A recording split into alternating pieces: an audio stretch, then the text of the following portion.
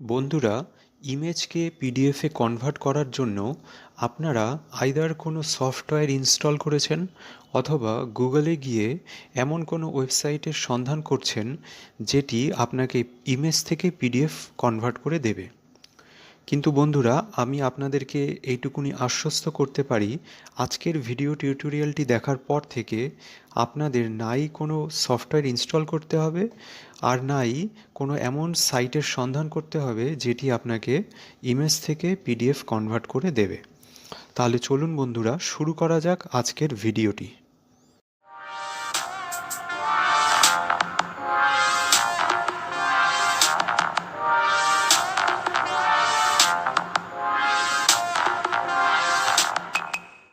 বন্ধুরা, আপনারা ডেস্কটপে ইমেজ নাম দিয়ে একটি ফাইল দেখতে পাচ্ছেন।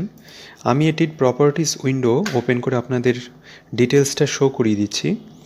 দেখুন, এর সাইজ আছে 1.97 MB আর এটি জেপিজি ফাইল আর এর এক্সটেনশন হচ্ছে .jpg। আমি ফাইলটি ওপেন করেও আপনাদের দেখিয়ে দিচ্ছি। আপনি দেখুন, এটি একটি আর্টিকেল আছে এবং এটি সেইটিরই একটা ইমেজ। তাহলে বন্ধুরা, এবার এই ফাইলটিকে আমি পিডিএফে কনভার্ট করব। সর্বপ্রথম এর ওপরে আপনি রাইট ক্লিক করুন। রাইট ক্লিক করে চলে আসুন প্রিন্ট এই অপশানটিতে। প্রিন্টে ক্লিক করার সাথে সাথে একটি নতুন উইন্ডো ওপেন হবে।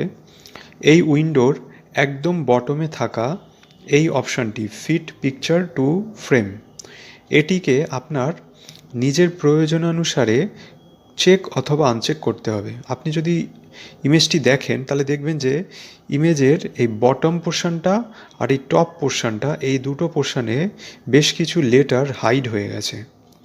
আমি যখনই এটি আনচেক করছি তখন দেখুন সেই হাইড পোর্শনটি আনহাইড হয়ে গেছে এবং আমার ইমেজে যত ডিটেলস আছে সম্পূর্ণটা ক্লিয়ারলি এবার শো করছে। তাই এক্ষেত্রে আমার এটা আনচেক করা দরকার।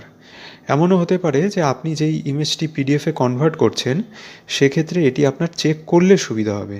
তাই এটি আপনি আপনার প্রয়োজন অনুসারে চেক অথবা আনচেক করে নেবেন। এরপর আপনি চলে আসুন প্রিন্ট এই অপশানে।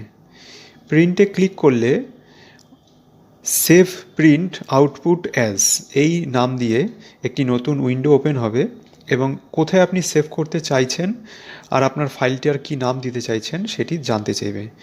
আমি এটি ডেস্কটপেই সেভ করছি আর আমি ফাইলের নেম হিসাবে জাস্ট যে কোনো কিছু, আমি 3টে F দিয়ে রাখলাম, এটাই আমার ফাইল নেম। দিয়ে আপনি এখানে সেভ অ্যাজ টাইপ দেখতে পাচ্ছেন, পিডিএফ ডকুমেন্টেই আছে, এক্সটেনশন .pdf-এ আছে। এই পর্যন্ত সম্পূর্ণ জিনিস সেট করে আমি সেভে ক্লিক করলাম। সেভে ক্লিক করার সাথে সাথে আপনি দেখতে পাচ্ছেন ইমেজ ফাইলটির নিচে এই নতুন পিডিএফটি ওপেন হয়েছে, যার 3টে F দিয়ে আমি এর নাম সেট করেছিলাম সেই নেমেই আছে। এবার এটি আমি ওপেন করলে দেখুন বন্ধুরা, আমার সেই ইমেজটি এখানে পিডিএফে কনভার্ট হয়ে গেছে।